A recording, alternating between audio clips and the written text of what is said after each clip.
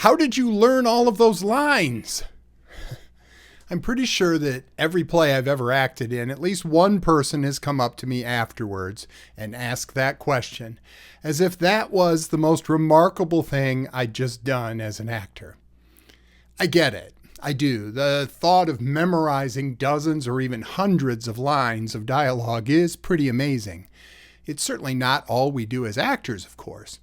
In fact, I consider learning lines completely and accurately the bare minimum an actor must do after accepting a role. Getting them right not only honors the author's intentions, but it makes it so much easier for everyone else on stage to do their jobs. You may have worked with actors who never seem to get their lines straight. Whatever the reason, it's pretty frustrating. You're waiting for the cue and it never, ever comes.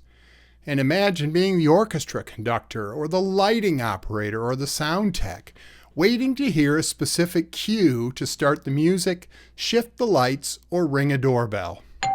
It's aggravating and it's unprofessional. Even if you're working as an amateur actor, as most actors are, you should strive for a professional performance. After all, the audience likely paid good money to watch you. Have pride in the work you do. Learn your lines. You should also learn them as soon as possible. Don't put it off. Every procrastinator knows that cramming for the test just makes it harder and also makes it less likely you'll succeed. I try to know my lines by the time we're done with table reads and starting to block scenes. I usually keep my script in hand so I can make blocking notes in it, but I try very hard not to read lines out of it during blocking. Part of blocking is my reactions to the other actors, and I can't do that if my nose is still in my script. So, learning lines is the mechanical part of acting, and there are as many ways of memorizing lines as there are actors. I've tried several methods myself and found a 3-step process that's particularly effective, so I'll share it with you. The best method, though, is the one that works for you. As long as you learn your lines accurately, do whatever you need to do. So, first, I type out all of the scenes I'm in. Yeah, every word, note, and stage direction. I find this very mechanical step to be useful because later I can recall actually seeing the words appear on my computer monitor as I type them. Hey, it works for me. This also allows me to reformat the scenes into different formats, such as computerized flashcards or very small cheat sheets. And by cheat sheet, I mean a small version of the scene that can be folded and kept in my pocket. I take it out during rehearsal when I'm not on stage, and I review the scene. It means I don't have to keep my script book in hand, and it gives me the chance to work on tough spots or just reread the scene to find new insights. Second, I run through the scene, usually using my reformatted sheets with an index card covering up the next lines. I read the other characters' lines out loud, and then I whisper my lines quietly to myself. I whisper because I don't want to set or freeze a line reading at that point. Then I slide the index card down.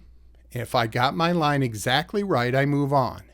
If not, I jump back a few lines and try again.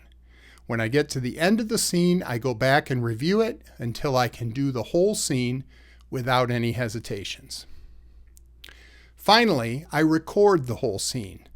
I used to use a tape recorder, but these days I use the voice memo app on my phone.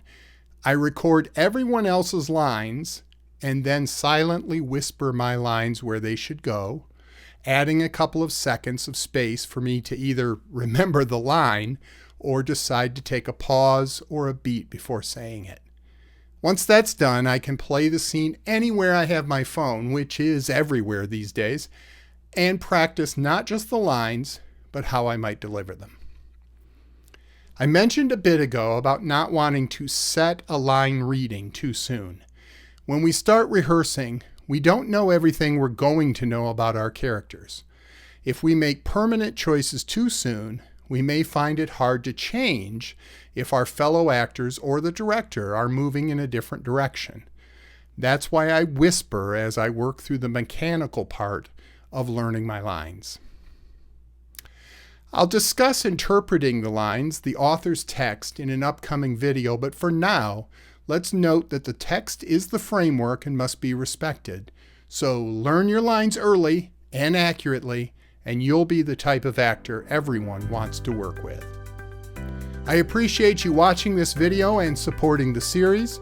If you found it useful, please consider subscribing to the channel and the newsletter to know about upcoming lessons. And I also love it when people share the series with their fellow actors. Until next time, I'm Tom Kephart. Go be an artist.